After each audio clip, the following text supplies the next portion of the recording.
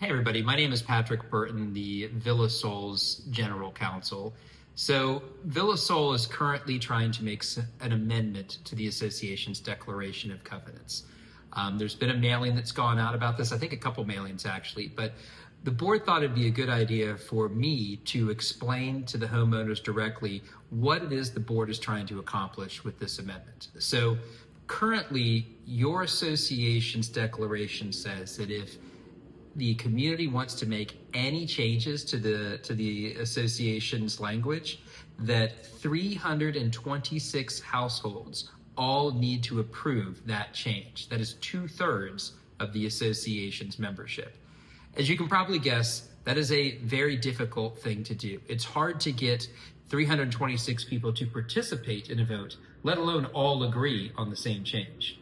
So there's changes that the board would like to present to the membership to vote yes or no on. But we know we can't do that at this time because we're just not going to get that level of participation. Some of these future changes may be the ability to screen tenants before they move into the community, the ability to update your association's collection language when it comes to collecting delinquent dues from homeowners.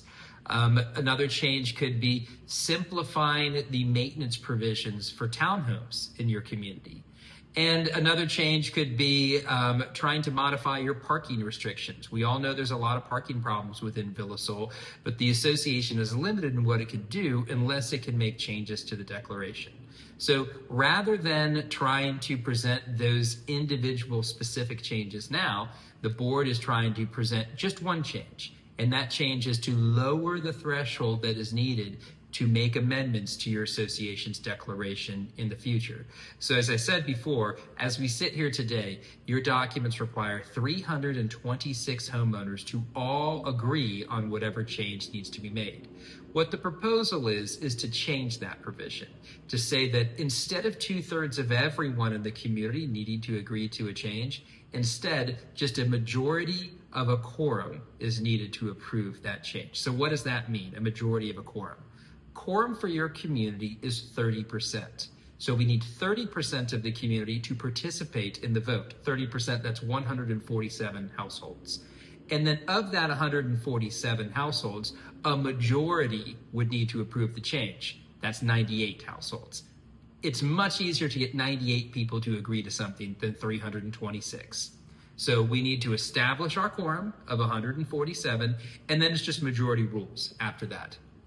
If we're able to make that change, the board thinks it's much more likely that these specific changes will have the chance to actually be approved by the membership. This does not mean the board can make whatever changes they want to the declaration. Instead, still, a majority of homeowners that are participating in the vote need to approve the change.